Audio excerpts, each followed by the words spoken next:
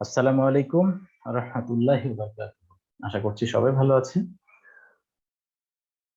বিসমিল্লাহির রহমানির রহিম। আজকে আমরা জাবেদার আরো গুরুত্বপূর্ণ লেকচার নিয়ে তোমাদের সামনে সম্পদ সংক্রান্ত বিষয়ের কিভাবে যুক্ত লেনদেনগুলো আমরা আলোচনা করতে পারি, নগদ, বাকি, চেক একসাথে, অর্থাৎ নগদে লেনদেন, বাকিতে লেনদেন এবং চেকে লেনদেন, এগুলো আমরা একসাথে আলোচনা করার চেষ্টা করব। চলো কথা না বাড়িয়ে মূল আলোচনা চলে যাওয়া যাক। তো আমরা জানি যে সম্পদ আসলে ডেবিট হয়, চলে গেলে ক্রেডিট হয়। আমরা শিখছি সম্পদ সংক্রান্ত জাবেদা, আজকে চতুর্থ লেকচার। এর আগে আমরা 29টি লাইন নিয়ে তোমাদের সামনে কথা বলেছি, 29টি লেনদেন নিয়ে। আজকে আমরা 30 নম্বর লেনদেন দিয়ে শুরু করব। আসবাবপত্র ক্রয় 20,000 টাকা, যার মধ্যে নগদে প্রদান 5,000। আসবাবপত্র ক্রয় করেছি 20,000 টাকা, যার মধ্যে নগদে পরিশোধ করেছি 5,000। ভালো করে বুঝো, আসবাবপত্র সম্পদ টোটাল 20,000 টাকার আমরা কিনেছি। আসবাবপত্র ডেবিট, সম্পদ হাতে আসছে ডেবিট, 20,000 লিখলাম। ডেবিট মানে একটু আগে শুরু হয়।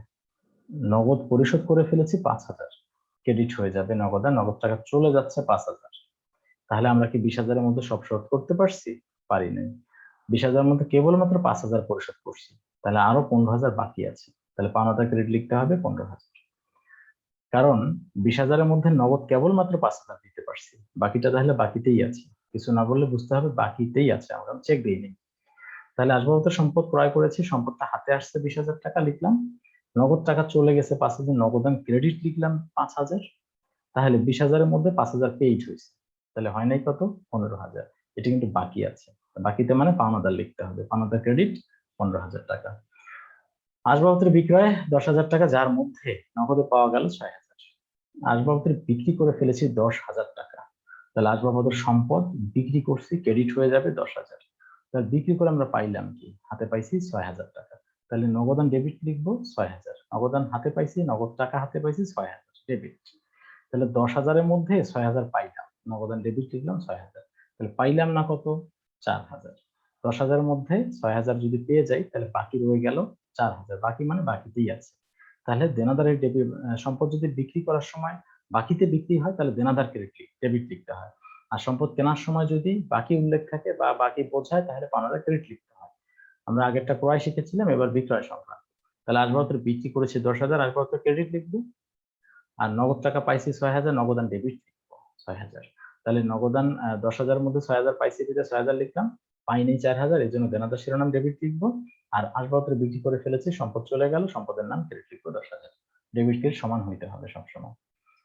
এরপর সাপ্লাইজ ক্রয়, সাপ্লাইজ 2,000 টাকা কিনেছি, যার মধ্যে নগদে প্রদান 1,200 টাকা, তার মানে বাকি আছে 800।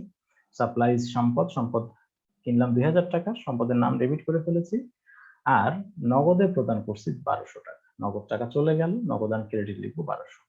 তাহলে আরো বাকি থাকলো কত? বাকি থাকলো 800 পাওনাদার। বাকিতে ক্রয়ের বেলায় বাকি থাকলে পাওনাদার লিখতে হবে, কারণ টাকা পরিশোধ করি নাই, ভবিষ্যতে পরিশোধ করতে হবে। কাকে পরিশোধ করবো? পাওনাদারকে, শিরোনামটা পাওনাদার। এরপর মেশিন ক্রয় 50,000 টাকা, যার মধ্যে নগদে পরিশোধ করা হলো 30,000। মেশিন ক্রয় 50,000, খেয়াল করবা সম্পদটা কিনেছি 50,000, তাহলে মেশিনের নাম ডেবিট হয়ে যাবে। নগদে পরিশোধ করেছি 30,000 টাকা, অবশিষ্ট টাকা বাকি। তাহলে মেশিন নাম ডেবিট লিখবো আমরা 50,000, আর নগদ টাকা পরিশোধ করে ফেলছি 30,000, নগদান ক্রেডিট লিখবো 30,000। অবশিষ্ট টাকা বাকি, তার মানে বকেয়া। তাহলে সেটা বকেয়া থাকার জন্য পাওনাদার হিসেবে ক্রেডিট লিখতে হবে। তাহলে মোট 50 মিলতে হবে। 50,000 মেশিন ডেবিট, নগদান ক্রেডিট 30,000, পাওনাদার ক্রেডিট হয়ে যাবে 20,000। এইভাবে মিললে 50,000 হবে। আরো যখন স্টকে লিখবা আর সুন্দর দেখাবে। চলো পরের লাইনে যাই আমরা। মেশিন বিক্রয় 50,000 টাকা, যার মধ্যে নগদে পাওয়া গেল 30,000, অবশিষ্ট বকেয়া। তাহলে এবার কিন্তু বিক্রি করছি, মেশিন সম্পদ আগের বার কিনছিলাম, তাই মেশিন ডেবিট হয়েছে। এবার কিন্তু বিক্রি করে দিচ্ছি, তাহলে মেশিন ক্রেডিট হবে। নগদ পাইছি 30,000, নগদান ডেবিট হবে। তাহলে বাকিতে বিক্রয়ের জন্য কি হবে? দেনাদার হবে। তাহলে নগদান ডেবিট 30,000, নগদ টাকা পাইছি 50,000-এর মধ্যে 30,000 পাইছি, 20,000 তো পাই নাই, এটা বাকি রয়ে গেছে, দেনাদার ডেবিট লিখতে হবে। আর মেশিন সম্পদ চলে গেছে, মেশিন ক্রেডিট লিখতে হবে। সরঞ্জাম ক্রয় 50,000, যার মধ্যে নগদে 30,000 টাকা দেওয়া হয়েছে, চেকে পরিশোধ হয়েছে 15,000 টাকা। ওকে, সরঞ্জাম সম্পদ এটা কিনছি, নগদ দিছি 30,000, বাকি চেকে দিছি 15,000, তাহলে 30, 15, 45,000 পরিশোধ হচ্ছে, বাকি কিন্তু এখনো আছে 5,000। তাহলে সরঞ্জাম মোট কিনছি 50,000, সরঞ্জাম ডেবিট লিখতে হবে 50,000। নগদ টাকা চলে গেছে 30,000, নগদান ক্রেডিট, চেকে পরিশোধ করছি, চেকে পরিশোধ করলে ব্যাংকের টাকা কমে যাবে, ব্যাংক ক্রেডিট লিখতে হবে।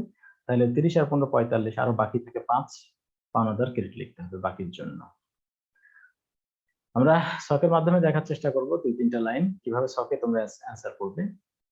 ধরো 2021 সালে জানুয়ারি মাসে 1 তারিখে নগদে মেশিন ক্রয় করা হয়েছে 50,000 টাকা। যাবে দেখি হ্যাঁ মেশিন সম্পদ, মেশিন ডেবিট, নগদ টাকা ক্রেডিট, নগদান ক্রেডিট, নগদ টাকা চলে যায়। আমরা 2000 তারিখের জাবেদা 5 কলামে হয়, তারিখ, বিবরণ, খতিয়ান পৃষ্ঠা, ডেবিট ক্রেডিট। তারিখ 2021 সালে জানুয়ারি দিবা, এখানে দিয়ে যে তারিখ সেটা উল্লেখ করবা। সম্পদ এখানে লাইনটা পড়ে দেখতে হবে, নগদে মেশিন ক্রয় বলেছে 50,000, মেশিন সম্পদ হাতে আসবে, ডেবিট লিখতে হবে, আর নগদ টাকা চলে যাবে, নগদান ক্রেডিট লিখতে হবে। লিখে দিলাম। খতিয়ান পৃষ্ঠা কিছু বসানোর মতো নাই, এখানে ডেবিটে 50,000, ক্রেডিটের সোজায়, তবে টাকাটা যেন ডেবিটের সোজায় ডেবিটেরটা ডেবিটের কলামে, ক্রেডিটের সোজায় ক্রেডিটেরটা ক্রেডিটের কলামে হয়। ব্যাখ্যা শর্ট করে যদি কখনো চাই দেবে, না চাইলে দেওয়ার দরকার নাই। নগদে মেশিন ক্রয় করা হলে এতটুকু লিখলেই হবে। এরপর 5 তারিখ কি বলছে, নগদে মেশিন বিক্রয় 50,000। 5 তারিখে আমরা তারিখের ঘরে দিলাম। নগদে যদি বিক্রি করে দেয় হাতে ক্যাশ আসবে, নগদান ডেবিট লিখবো, মেশিন সম্পদ চলে যাচ্ছে, মেশিন ক্রেডিট লিখবো 50,000। আর ব্যাখ্যা শুধু এতটুকু লিখলেই হবে, নগদে মেশিন বিক্রি করা হবে। ওকে। 25 তারিখ বলছে বাকিতে মেশিন ক্রয়। ওকে, বাকিতে মেশিন ক্রয় মানে মেশিন সম্পদ হাতে আসছে, মেশিন ডেবিট লিখবো আমরা।